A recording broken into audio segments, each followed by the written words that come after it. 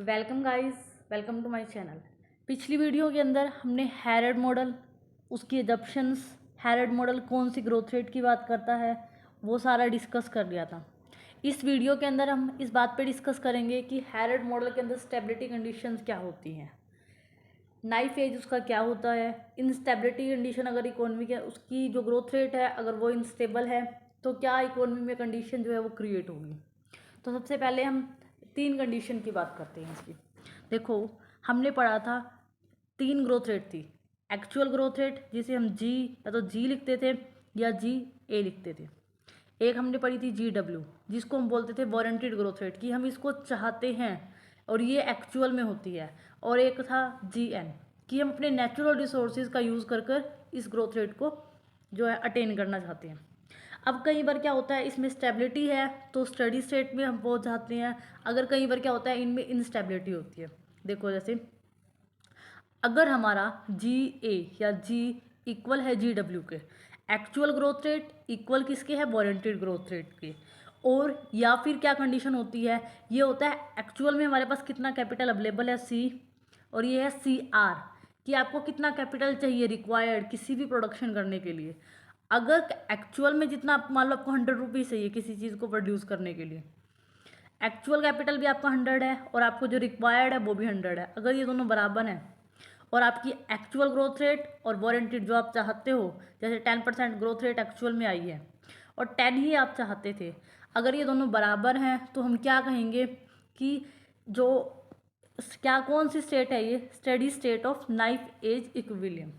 लेकिन क्या होता है इकोनॉमी के अंदर, हैरड की मॉडल में हमने देखा भी है कि हम हमेशा ये वाली सिचुएशन नहीं होती। कई बार क्या होता है, कई बार ऐसा होता है कि हमारे पास जी ए एक्चुअल ग्रोथ रेट ज़्यादा होती है और वारंटेड ग्रोथ रेट जो होती है वो कम होती है। और यहाँ देखो, या फिर ये वाली सिचुएशन होती है कि कैपिटल, एक्चुअल कैपिटल जितना हमें कैपिटल एक्चुअल में हमारे पास क्या है, कैपिटल की कमी है। ठीक है, अगर हमारे पास कैपिटल की कमी है और दूसरी तरफ क्या है, हमारे पास एक्चुअल ग्रोथ रेट वो ज़्यादा है, तो इकोनॉमी में क्या आ जाता है, इन्फ्लेशन आ जाता है। और इसी बात को हम आगे एक फ्लो चार्ट से अच्छे से डिस्कस करेंगे।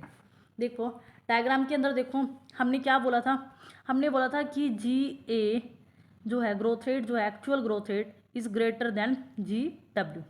ठीक है, अगर इकोनॉमी के अंदर ऐसी सिचुएशन है, जी ए ज़्यादा होने का मतलब है लोगों के पास क्या है, ज़्यादा इनकम है, उनके पास ज़्यादा इनकम है, वो मोर डिमांड करेंगे। एग्रीगेट डिमांड क्या हो जाएगी, एग्रीगेट सप्लाई से ज़्यादा हो जाएगी। और यहाँ पर क्या है, जी ए का मतलब था ग्रोथ रेट ऑफ इनकम, और ये क्या हो गया, ग्रोथ रेट ऑफ आउटपुट, मतलब जी डब्ल्यू, कि हम उतना आउटपुट प्रोड्यूस नहीं कर पा रहे जितना लोग डिमांड कर रहे हैं। इसका मतलब ये है, क्योंकि जी ए का मतलब क्या है, ग्रोथ रेट ऑफ इनकम, कि लोगों की इनकम जो है वो ज़्यादा बढ़ रही है, हम उतना आउटपुट जो है प्रोड्यूस नहीं कर पा रहे। तो पहले भी हमने देखा था कि हमारे पास क्या है, कैपिटल की कमी है, हमारे पास एक्चुअल कैपिटल कम था। इसका मतलब क्या है, ग्रोथ रेट आउटपुट नहीं बढ़ रहा। उसका रीज़न हो सकता है कि हमारे पास लेस सप्लाई है उस आउटपुट की, या फिर हमारे पास क्या है, हमारे पास कैपिटल नहीं है उस चीज़ को प्रोड्यूस करने की। एक तरफ हमारे पास कैपिटल नहीं है, ठीक है, दूसरी तरफ क्या है, लोगों के पास बहुत ज़्यादा इनकम है।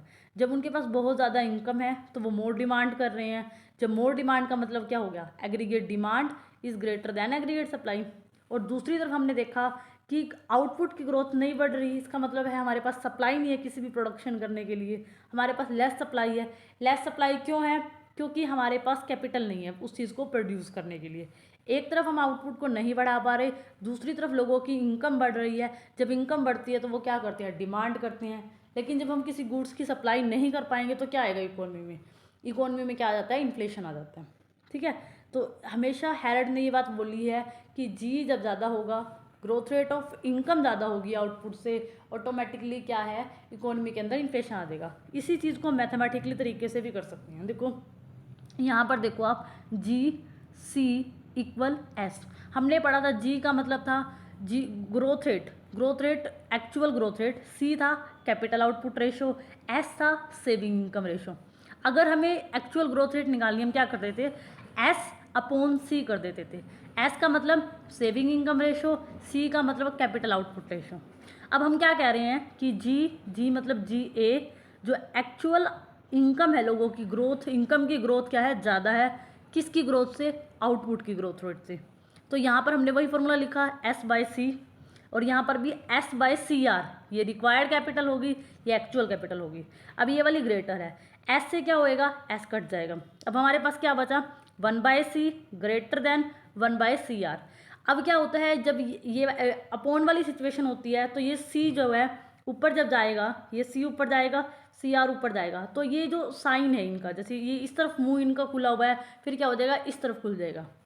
और ये क्या सिचुएशन है, ये हमें दिखा रहा है कि एक तरफ हमारे पास इनकम ज़्यादा है, दूसरी तरफ क्या है, जितना कैपिटल हमें चाहिए एक्चुअल कैपिटल प्रोडक्शन करने के लिए, हमारे पास उतना कैपिटल नहीं है। अगर C जो है लेस देन है CR से, और GA is greater than GW, तो इकोनॉमी में क्या होता है, इन्फ्लेशन होता है। हमने फ्लो चार्ट से भी यही देखा था, और हमने मैथमेटिकली तरीके से भी हमने इस चीज़ को देख लिया है। अब इकोनॉमी में क्या है, मान लो एक सिचुएशन है इंस्टेबिलिटी की, इन्फ्लेशन आ गया, दूसरी सिचुएशन हो सकती है कि डिफ्लेशन आ जाए। डिफ्लेशन कब आएगा, डिफ्लेशन तब आएगा, पहले क्या था हमारे पास, GA जो था इज़ ग्रेटर देन GW था, ठीक है। लेकिन अब सिचुएशन अगर बदल जाए, अब क्या हो जाए, GW is greater than GA, मतलब हमारे पास जो ग्रोथ रेट ऑफ आउटपुट है, आउटपुट की जो ग्रोथ है वो ज़्यादा हो रही है इनकम की ग्रोथ रेट से। मतलब क्या है, प्रोड्यूसर के पास बहुत ज़्यादा सप्लाई है प्रोडक्शन करने के लिए, लेकिन जो कंज्यूमर है उसके पास इनकम नहीं है उस चीज़ को ख़रीदने के लिए। जब उसके पास इनकम नहीं होगी तो वो लेस डिमांड करेगा, और प्रोड्यूसर के पास ज़्यादा से ज़्यादा सप्लाई है करने की, अब उसके पास एक्सेस सप्लाई हो जाती है, तो क्या हो जाता है, अपने आप ऑटोमेटिकली इकोनॉमी के अंदर प्राइजेज जो हैं वो गिर जाते हैं, और क्या आ जाता है, डिफ्लेशन आ जाता है। अब इसी चीज़ को हम फ्लो चार्ट से देखते हैं। देखो अब क्या है, हमारे पास किसकी ग्रोथ रेट ज़्यादा है, आउटपुट की ग्रोथ रेट ज़्यादा है। इससे क्या होगा, सप्लाई जो है किसी भी आउटपुट की ज़्यादा हो गई, ज़्यादा हो गई किससे, डिमांड से। और एक कंज्यूमर के पॉइंट ऑफ व्यू से हमने यहाँ देखा क्या है कि ग्रोथ रेट ऑफ इनकम, जो इनकम की ग्रोथ रेट है वो कम है, क्योंकि लोगों के पास पैसा नहीं है। अब लोगों के पास पैसा नहीं होता तो वो डिमांड नहीं करते, तो डिमांड कैसी हो जाती है, लेस डिमांड हो जाती है। अब डिमांड है नहीं, सप्लाई बहुत ज़्यादा है, तो इसका मतलब क्या, ऑटोमेटिकली इकोनॉमी के अंदर क्या आ जाएगा, डिफ्लेशन आ जाएगा। तो हमेशा याद रखना, जब GW warranted growth rate, output की ग्रोथ रेट किससे ज़्यादा हो, GA से ज़्यादा हो, ठीक है, GA से ज़्यादा हो, और जो C है एक्चुअल में हमारे पास कैपिटल की, कैपिटल बहुत ज़्यादा है इकोनॉमी के अंदर, प्रोड्यूसर के पास प्रोडक्शन करने के लिए कैपिटल बहुत ज़्यादा है रिक्वायर्ड कैपिटल से, तो भी क्या हो जाएगा, इकोनॉमी के अंदर डिफ्लेशन आ जाएगा, ठीक है। ये हमने फ्लो चार्ट से देखा, इसी चीज़ को हम मैथमेटिकली भी कर सकते हैं कि किस तरीके से हम इसको करेंगे। देखो सेम उसी की तरह कि जैसे जैसे उस वाले सॉल्यूशन में हमने किया था, G ग्रोथ रेट और warranted growth rate, C capital output ratio, S saving income ratio. अगर हमें ग्रोथ रेट निकालनी है तो क्या करेंगे, हम S/C कर देंगे। उसके बाद हमारे पास अब क्या है, अब हमारे पास ग्रोथ रेट ऑफ आउटपुट ज़्यादा है तो इस तरफ साइन कर दिया। यहाँ पर देखो जो ग्रोथ रेट और एक्चुअल ग्रोथ रेट है, क्या करेंगे, S/C कर दिया, S से S कट गया। अब ये जो जब ये ऊपर जाता है, मतलब इसको अगर हम पलट देंगे, C को ऊपर ले जाएंगे, CR को ऊपर चल जाएगा, तो क्या इनका साइन भी क्या हो जाता है, चेंज हो जाता है। अब ये इधर की तरफ साइन है, फिर क्या हो जाएगा, इधर की तरफ। ये क्या दिखा रहा है कि हमारे पास क्या है, कैपिटल, जितना कैपिटल चाहिए प्रोडक्शन करने के लिए पहले ही उतना इकोनॉमी के अंदर कैपिटल है, और दूसरा क्या है, प्रोड्यूसर जो है उसके पास पहले ही सप्लाई है, और दूसरा क्या था कि उसके पास कैपिटल भी बहुत ज़्यादा है प्रोडक्शन करने के लिए, सप्लाई भी बहुत ज़्यादा है, लोगों के पास इनकम नहीं है कि वो डिमांड कर सके। जब लोगों के पास इनकम ही नहीं होगी तो प्रोड्यूसर के पास कितनी भी सप्लाई हो, वो सप्लाई बिकेगी नहीं, तो फिर क्या रहेगी, इकोनॉमी के अंदर मंदी या महामंदी जो है वो आ जाएगी। तो ये वाली सिचुएशन होती है जब हैरड मॉडल के अंदर क्या इंस्टेबिलिटी आ जाती है, किसके बीच में, वारंटेड ग्रोथ रेट के बीच में और एक्चुअल ग्रोथ रेट के बीच में।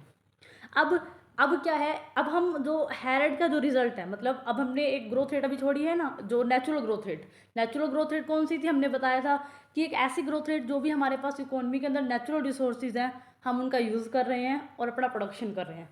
अगर हमारे पास नेचुरल ग्रोथ रेट किसके बराबर है, वारंटेड ग्रोथ रेट के, अगर ये दोनों बराबर हैं तो हम कहेंगे हम स्टेडी स्टेट ग्रोथ रेट या फुल एम्प्लॉयमेंट ग्रोथ रेट या नाइफ एज ग्रोथ रेट में पहुंच गए। लेकिन अगर हमारे पास नेचुरल रिसोर्सेज बहुत ज़्यादा हैं तो क्या होगा, अगर हमारे पास इकोनॉमी के अंदर देखो नेचुरल रिसोर्सेज बहुत ज़्यादा हैं तो ऑटोमेटिकली आपके एक्चुअल ग्रोथ रेट, मतलब जो आप सोचते हो एक्चुअल में, जैसे मान लो आपको टेस्ट क्लियर, जैसे हम चाहते हैं कि मेरा ये टेस्ट क्लियर हो जाए और आपके अंदर पोटेंशियल है, आप पूरा पूरा मेहनत करते हो, मतलब जी एन का मतलब है आप अपनी पूरी पोटेंशियल से पूरी मेहनत से काम कर रहे हो, तो आपके पास रिसोर्सेज हैं, आप अच्छी कोचिंग ले रहे हो, आप अच्छी मेहनत कर रहे हो, तो यहाँ पर क्या है कि हमारे पास फुल रिसोर्सेज हैं। दूसरा क्या है, आप मेहनत करोगे तो आपकी ऑटोमेटिकली क्या हो जाएगी, आप जो टेस्ट क्लियर करना चाहते हो वो कर सकते हो, तो आपका जीए भी बढ़ेगा, किससे, वारंटेड ग्रोथ रेट से। ऐसे ही इसमें क्या वो कह रहा है, जब जीएन आपके पास नेचुरल रिसोर्सेज भी बहुत ज़्यादा है, किससे, वारंटेड ग्रोथ रेट से, और आपका जीए जो एक्चुअल ग्रोथ रेट है वो भी ज़्यादा है, तो और किससे ज़्यादा है, वारंटेड ग्रोथ रेट से, जो तो एक्चुअल ग्रोथ रेट भी ज़्यादा है और आपके पास नेचुरल रिसोर्सेज भी बहुत ज़्यादा है, तो इकोनॉमी में क्या आएगा, बूम आएगा, तेज़ी। अच्छी बात है क्योंकि प्रोड्यूसर नई नई इन्वेस्टमेंट करता है, इन्फ्लेशन आएगा, वो भी अच्छा होता है इकोनॉमी के लिए, और हम कहीं ना कहीं फुल एम्प्लॉयमेंट की तरफ चलने लगेंगे। इसी चीज़ को हम एक डायग्राम से समझते हैं। देखो इस डायग्राम में हमने अभी अभी अभी क्या पढ़ा था, मतलब पीछे पीछे जो हमने अभी अभी क्या पढ़ा है कि जी एन हमारा ज़्यादा है, किससे ज़्यादा है, जी एन हमारा ज़्यादा है जी डब्ल्यू से, ये हमने देखा है। देखो जी एन यहाँ पर ज़्यादा है, जो ग्रोथ रेट है नेचुरल रिसोर्सेज की वो ज़्यादा है, किससे, जो ग्रोथ रेट है वारंटेड ग्रोथ रेट से ज़्यादा है। दूसरा उसने कहा था ऑटोमेटिकली जी, अगर जी एन ज़्यादा है जी डब्ल्यू से तो जी ए भी ज़्यादा होगा, तो आप देखो सेकंड नंबर पर जी ए आ रहा है आपका। और एक चीज़ आप हमेशा याद रखना इस डायग्राम में करने से पहले कि हमारा जी एन हमेशा जी ए जो है वो किसके नीचे होता है, जी एन के नीचे होगा, ठीक है। जी एन के नीचे हमेशा क्या रहेगा, जी ए रहेगा, चाहे डायग्राम इन्फ्लेशन वाला हो या वो डिफ्लेशन वाला हो, ठीक है। अब देखो आपकी इकोनॉमी के अंदर क्या है, जी एन, नेचुरल रिसोर्सेज की ग्रोथ रेट ज़्यादा है, एक्चुअल ग्रोथ रेट भी ज़्यादा है वारंटेड ग्रोथ रेट से, तो हम क्या है धीरे धीरे फुल एम्प्लॉयमेंट की तरफ ऐसे आगे की तरफ क्या करेंगे, बढ़ेंगे। तो अगर इकोनॉमी के अंदर जी एन ज़्यादा है और जी ए भी ज़्यादा है तो हमारी इकोनॉमी में एम्प्लॉयमेंट इंक्रीज होगा, इन्फ्लेशन आएगा, बूम आएगा, जो हमने वहाँ पे बात की थी। तो ये डायग्राम आपको समझ आ गया कि जब हमारा जी एन ज़्यादा हो, किससे, जी डब्ल्यू से, तो हमारा जी ए बढ़ेगा, और जब जी ए बढ़ता है तो इकोनॉमी के अंदर इन्फ्लेशन आता है, बूम आता है, एम्प्लॉयमेंट जो है वो बढ़ता है, ठीक है। ये वाली कंडीशन हो गई जब हमारे पास। लेकिन अब एक और सिचुएशन होती है ना, अब मान लो आपके पास नेचुरल रिसोर्सेज उतने हो ना, आपके पास वारंटेड ग्रोथ रेट, वारंटेड जो मतलब वारंटेड है जो आप चाहते हो, वारंटेड ग्रोथ रेट ज़्यादा है, मतलब किसकी ग्रोथ रेट, आउटपुट की ग्रोथ रेट ज़्यादा है, और आपका जी ए मतलब जो एक्चुअल आप चाहते हो, जैसे मैंने कहा था आप पिछले एग्जाम्पल में, अब एक टेस्ट क्लियर करना चाहते हो, आपके पास एक तो नेचुरल रिसोर्सेज, आपके पास वो जो टेस्ट को क्लियर करने के रिसोर्सेज चाहिए, आपको आपको कोचिंग चाहिए, आपको मेहनत चाहिए, आप वो उतनी नहीं कर रहे, ठीक है। दूसरा फिर आपके रिजल्ट उतने अच्छे नहीं आएंगे, तो क्या क्या है आपके पास रिसोर्सेज मतलब जी एन नहीं है, कम है, उसके बाद आपके रिजल्ट जो जी ए है एक्चुअल ग्रोथ रेट, तो वो भी कम आएंगे, ठीक है। उस टाइम क्या होगा इकोनॉमी के अंदर, जब हमारे पास नेचुरल रिसोर्सेज कम होंगे और हमारे पास एक्चुअल आउटपुट भी या इनकम की ग्रोथ रेट भी नहीं होती उतनी, जीए का मतलब क्या है, इनकम की ग्रोथ रेट नहीं होगी, तो फिर क्या होगा इकोनॉमी में, रिसेशन आएगा, डिफ्लेशन आएगा, डिफ्लेशन महामंदी आती है, ठीक है। और फिर क्या हो जाएगा, अनएम्प्लॉयमेंट बहुत ज़्यादा बढ़ जाएगा, ठीक है। आपको हमेशा याद रखना है जब आउटपुट की ग्रोथ रेट ज़्यादा होगी किससे, जी एन से, तो क्या होगा, आपका रिसेशन आएगा, डिफ्लेशन आएगा और अनएम्प्लॉयमेंट आएगा। इसी बात को हम एक डायग्राम से करेंगे, डायग्राम से करेंगे। देखो आप, मैंने आपको पहले वाले डायग्राम में ही बता दिया था कि जी एन के नीचे हमेशा क्या रहेगा, जी ए रहेगा, कि जो नेचुरल रिसोर्सेज की ग्रोथ रेट है वो हमेशा थोड़ी ज़्यादा रहेगी और जो एक्चुअल ग्रोथ रेट है वो क्या रहेगी, थोड़ी कम रहती है, तो इसलिए हमेशा जी एन ऊपर रहता है ग्रोथ रेट का और जी ए जो है नीचे रहता है। देखो जब आपके पास इकोनॉमी में बहुत ज़्यादा आउटपुट पड़ा है, ठीक है, जी डब्ल्यू का मतलब तो यही है ना कि आउटपुट की ग्रोथ रेट बहुत ज़्यादा है, तो फिर क्या है, जी एन मतलब आपके पास नेचुरल रिसोर्सेज कम है, तो फिर जी एन कम है, तो आपके पास ऑटोमेटिकली जी ए जो पहले ऐसे इंक्रीजिंग रेट से ऐसे बढ़ रहा था पिछले वाले डायग्राम में, अब क्या है यहाँ पर वो डिक्रीज करने लगा है, टाइम के साथ साथ वो जो है डिक्रीजिंग हो रहा है। तो इससे क्या होगा, इससे क्या होगा, इकोनॉमी के अंदर डिफ्लेशन आएगा, अनएम्प्लॉयमेंट बहुत ज़्यादा बढ़ जाएगा, और देखो when G N is greater than G W there is a growth of unused capacity, कि आपके पास बहुत सारा प्रोडक्शन पड़ा है, ठीक है। यहाँ पर यही था ना ग्रोथ रेट ऑफ आउटपुट, आपके पास बहुत सारा प्रोडक्शन पड़ा है, लोगों के पास उतनी इनकम नहीं है, ठीक है, क्योंकि जी ये आपका कम है, ग्रोथ रेट ऑफ इनकम आपकी कम है, और लोगों के पास जो प्रोड्यूसर है उसके पास बहुत ज़्यादा कैपेसिटी पड़ी है, तो वो ज़्यादा से ज़्यादा लोगों को एम्प्लॉयमेंट क्यों देगा। जब वो एम्प्लॉयमेंट नहीं देगा तो अनएम्प्लॉयमेंट फैलेगी और क्या हो जाएगा, इकोनॉमी में जितनी ग्रोथ रेट होनी चाहिए उतनी नहीं होगी, इनकम उतनी नहीं होगी, तो क्या हो जाएगा, डिफ्लेशन हो जाएगा। तो हैरड ने हमेशा यही स्टेबिलिटी कंडीशन, इनस्टेबल कंडीशन में क्या क्या सिचुएशन उसे फेस करनी पड़ेगी अपने मॉडल में हमेशा यही बताया। अब यहाँ पर क्या हो गया है, हमारा हैरड मॉडल जो है वो ख़त्म हो गया है। नेक्स्ट वीडियो में या नेक्स्ट पार्ट में हम डोमर मॉडल को स्टार्ट करेंगे। Thank you so much. अगर आपको मेरी वीडियो अच्छी लगी तो like, share, subscribe my channel. Thank you for watching this.